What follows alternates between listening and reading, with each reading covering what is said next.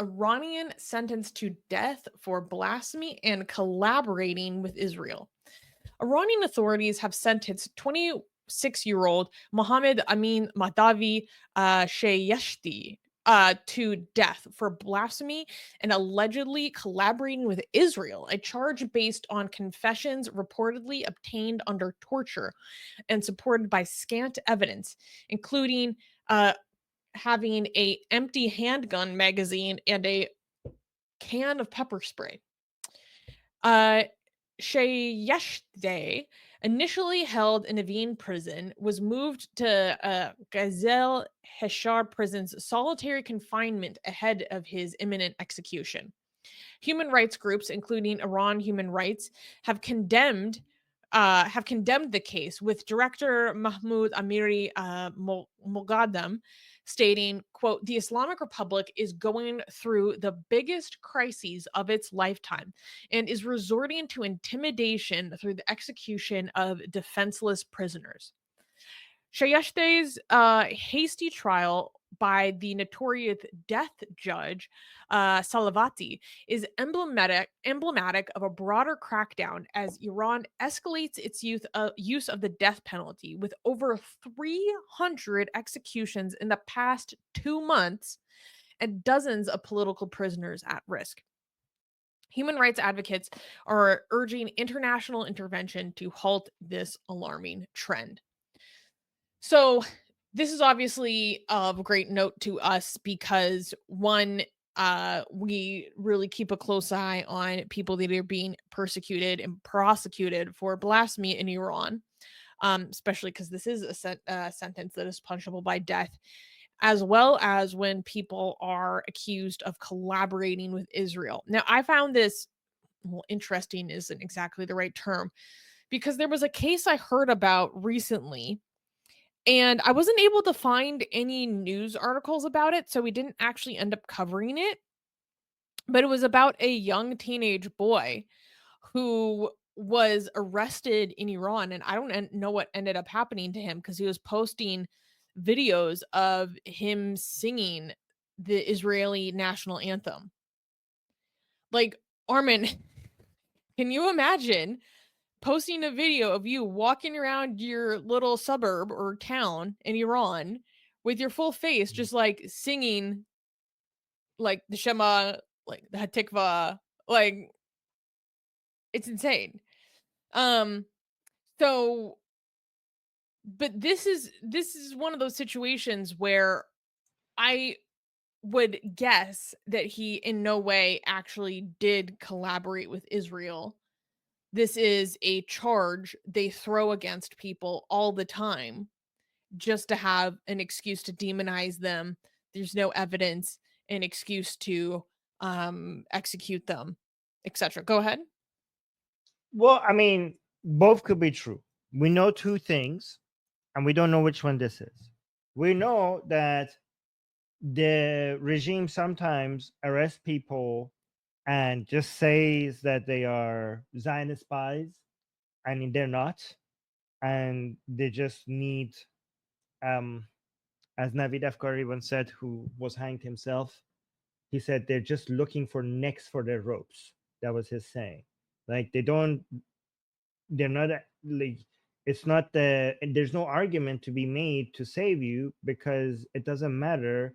They have a rope, they want to hang somebody, and they're just looking for necks. Right, so they would just um put a label on anybody for whatever reason, if they need to send a signal that we still, especially when the Islamic Republic is being humiliated by both the women in Iran, which is our last news today. So follow up, you'll see how they're being humiliated, um, and also by humiliated by women in Iran, and also being humiliated by Israel.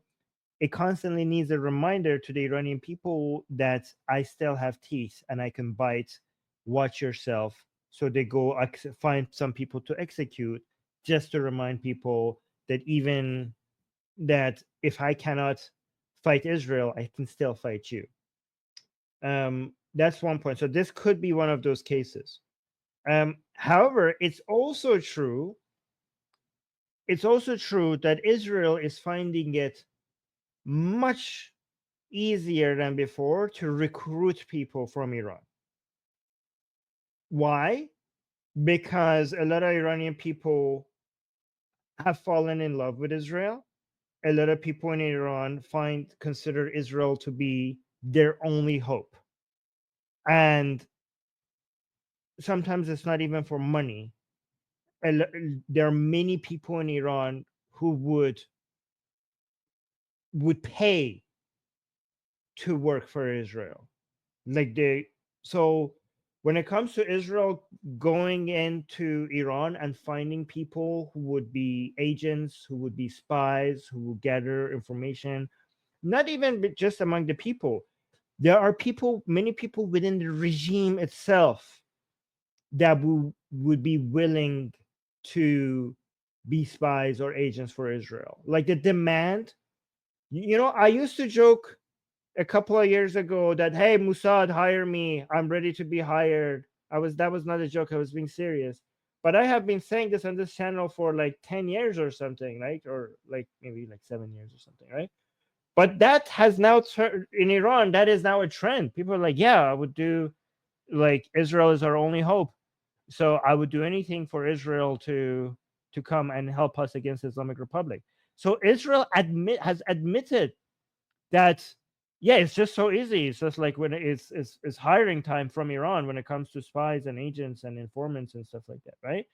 And Israel has also publicly, this was used to be covert secret stuff, has come out and announced on their own social media that Iranians who, because they have a huge demand for people wanting to work for Israel from inside Iran, so they publicly gave them a website and with a video instructions on how to come register for Israel as an informant and keep your trail hidden.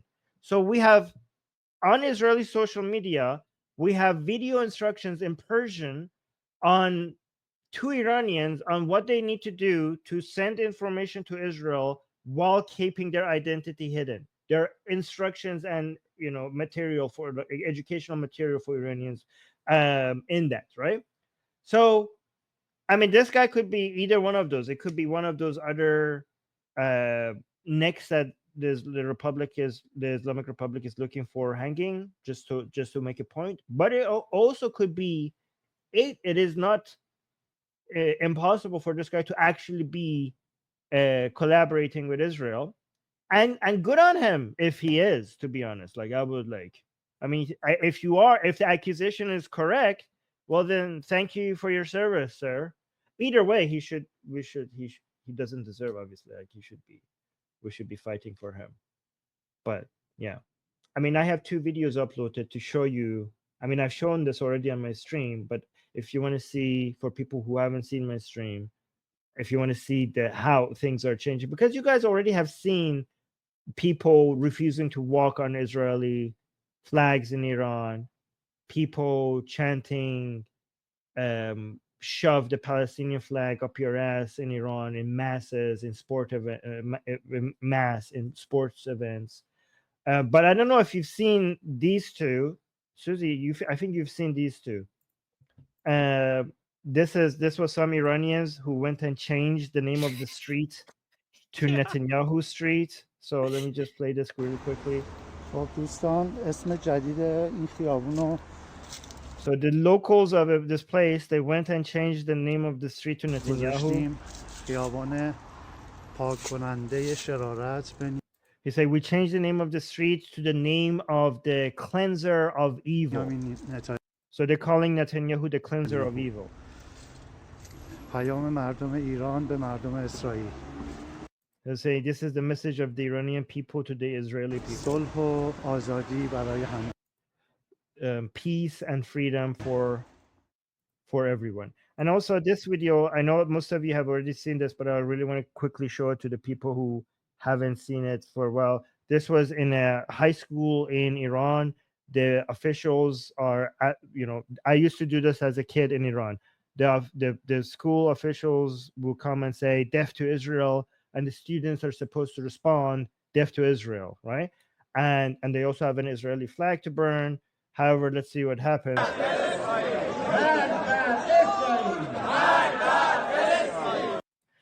So the students respond. So the staff is saying death to Israel, and the students unanimously. At first, it's not unanimous, but then eventually it gets unanimous.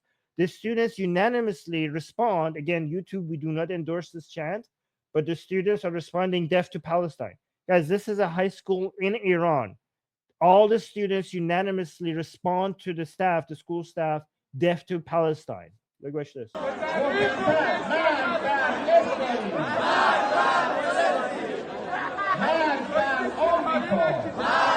So now he's saying death to America, death to America, and then the students respond again, death to Palestine.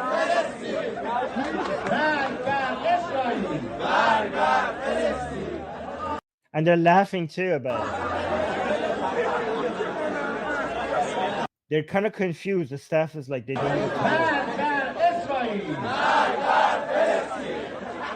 See, they're saying Magbar, Palestine means death to Palestine.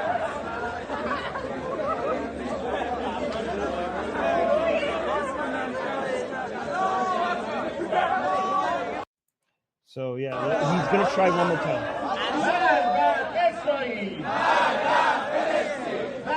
Now it's unanimous. At first it was a mix. Now it's unanimous. Everybody is joining in this saying death to Palestine.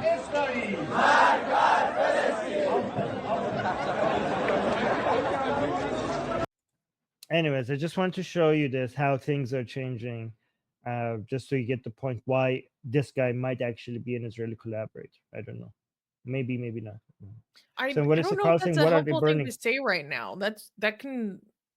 This is endangering his life. I mean, he's at imminent risk of execution. I don't think the Islamic Republic is watching this stream to see what our opinion is to do. No, but I mean, like yeah. that sentiment in general.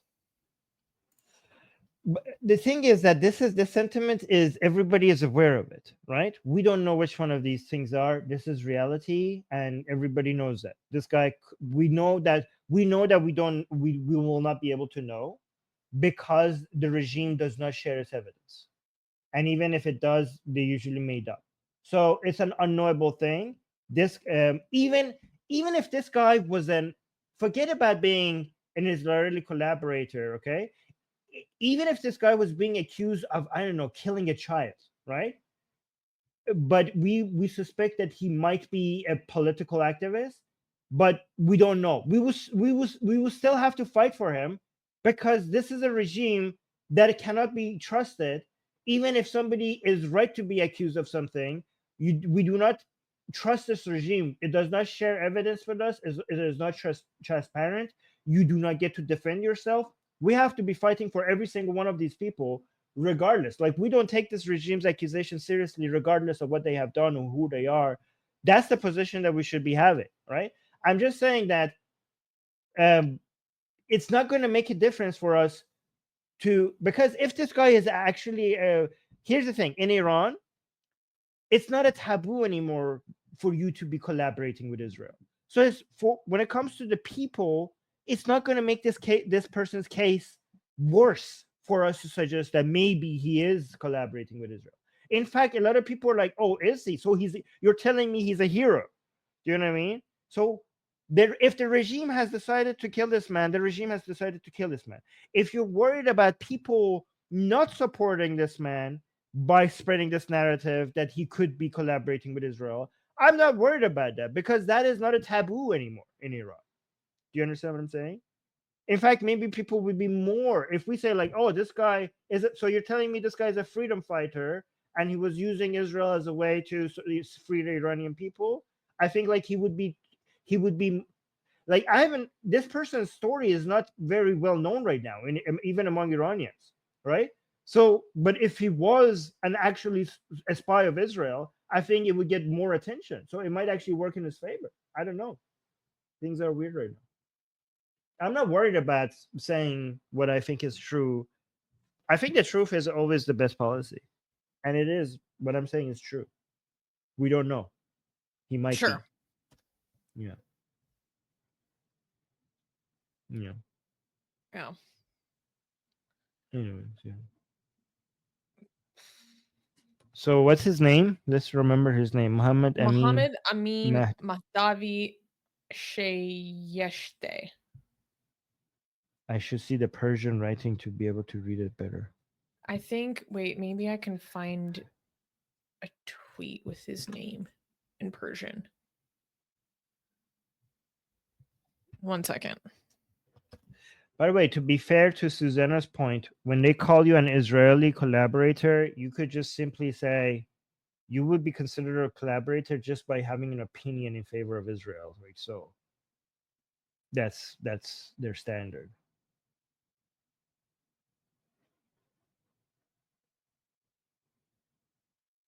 So this is the hashtag that people are using. Hashtag save Mahdavi Shayesteh. Yes, Amir is saying it's creates the, yeah, Amir is correct. He's saying it creates the opposite effect for the regime. In the same way, when they were showing what's his name? God, I forget his name. You know his name, the guy with the tattoo of the Shiro Khorshid on his arm. Mohammad Reza. No, Majid Reza Rahnavard. Majid Reza Rahnavard. You know, in the same way that the regime was trying to say, like, look, this guy is anti-Islamic, he deserves to die, and it backfired. It's getting to the point where the regime thinks that if they tell the public that this guy is pro-Israel, and people will be like, oh yeah, well, okay, fuck him, then like kill him. It's actually going to have the opposite. The regime does not understand. Like, the regime is so far away from understanding its people. So these accusations do not work. It will have the opposite effect. By the way, some people from the regime are waking up to what's happening, and I will show you that in my streams. Were there any comments by D that that deserved highlighting? Yeah. Scroll down, please. So this is just a heartbreak. Yeah, people posting about it, Masil and Jad posting about it.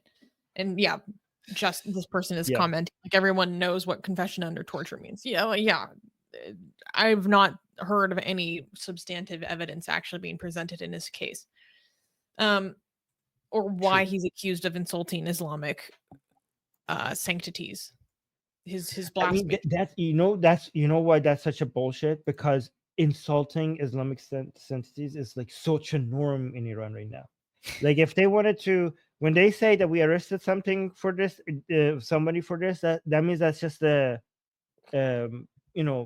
placeholder as an accusation. It doesn't mean anything, because if in Iran, there's so many people who are being insulting to Islam on such a huge scale that if the regime genuinely wanted to go arrest people, it would have to turn half of Iran into a prison. Like, they are incapable of going after that right now.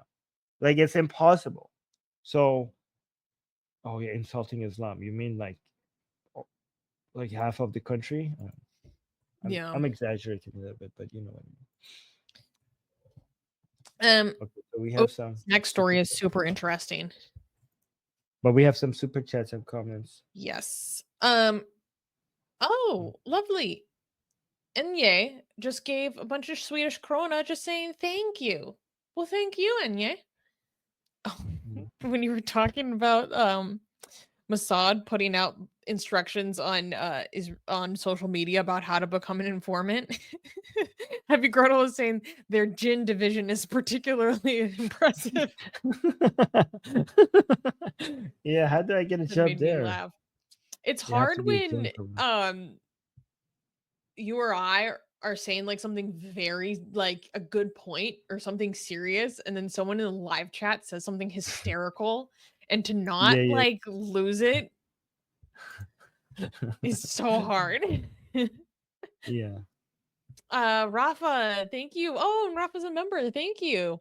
Saying is a valid example of taqiyya when Islamic experts lie about how peaceful Islam is. Love last week's stream and admire your integrity. Well, thank you, Rafa.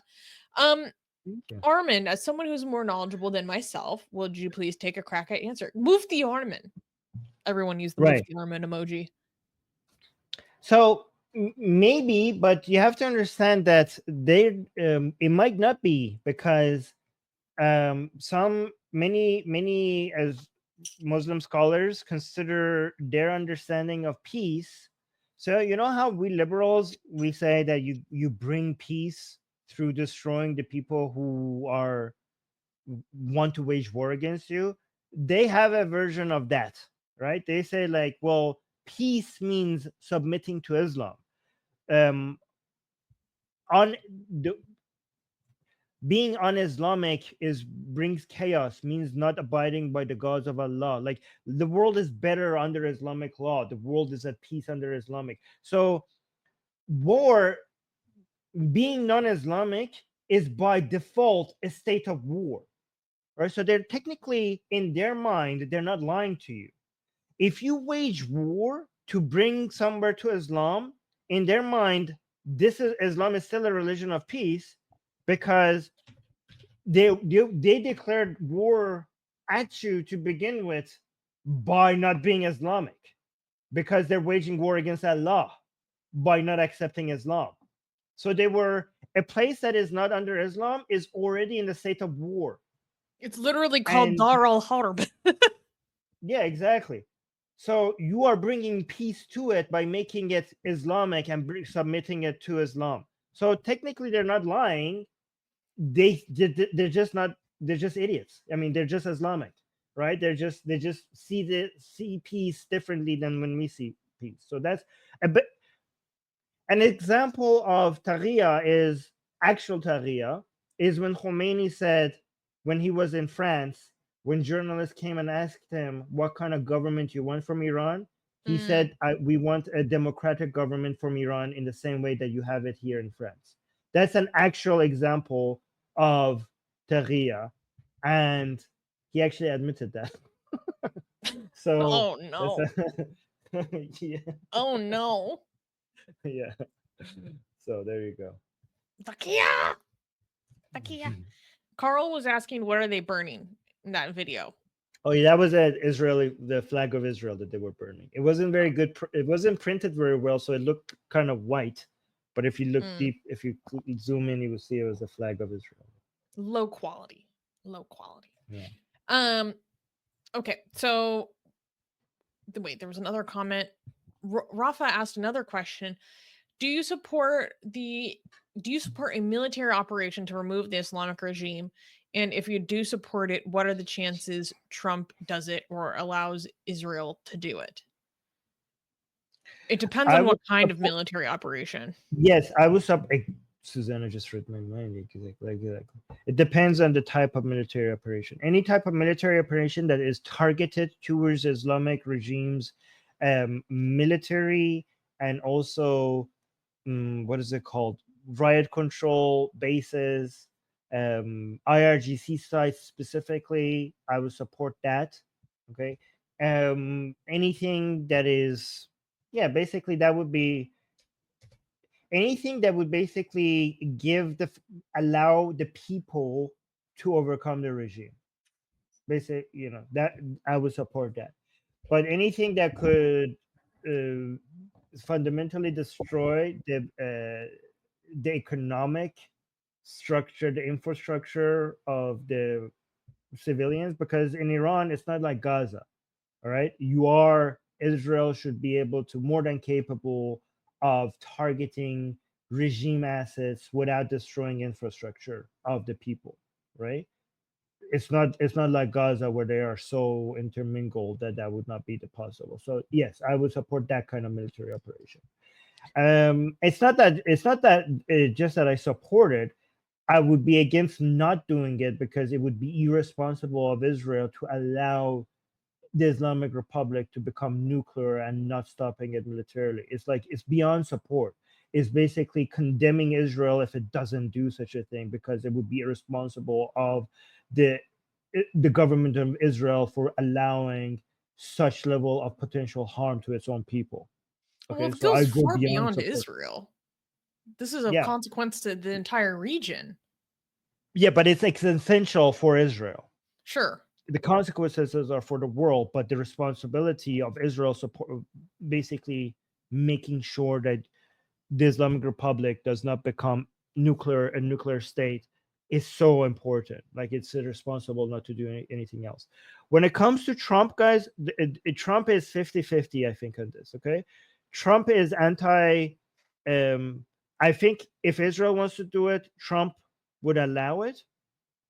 But for Trump to do it itself, it's so 50-50 right now, because Trump is very anti-intervention, very anti-war, but at the same time, Trump takes things very personally, and the Islamic Republic has planned to kill Trump, right? So, and Trump takes that very personally. And also, Trump killed Qasem Soleimani, and that makes. But Trump is also really wants to. Trump also does anything for a deal, so it is possible that Trump would do maximum pressure on the Islamic Republic not to go to war with it, but to eventually do a deal with it. So it's really 50-50. It's very unpredictable if Trump himself will want to go to war with Iran or not. So we'll see. This is something that you have to wait and see. This was one of those situations where I remember when the news of Iran planning an assassination against Trump was revealed shortly after the domestic assassination attempts happened on him. My mom sent me an article and she's like, "Oh my gosh, did you see this? Can you believe this?" I'm like, "Oh yeah, I'm under a constant assumption that this is going on." Am I surprised? No, I'd be surprised if they didn't. Do you know who makes the most amazing, gorgeous, and other adjectives that I can't use here on YouTube, blasphemous art ever? We do! And for some reason, we are giving it away for free. Download them now using the link in the description before we change our mind.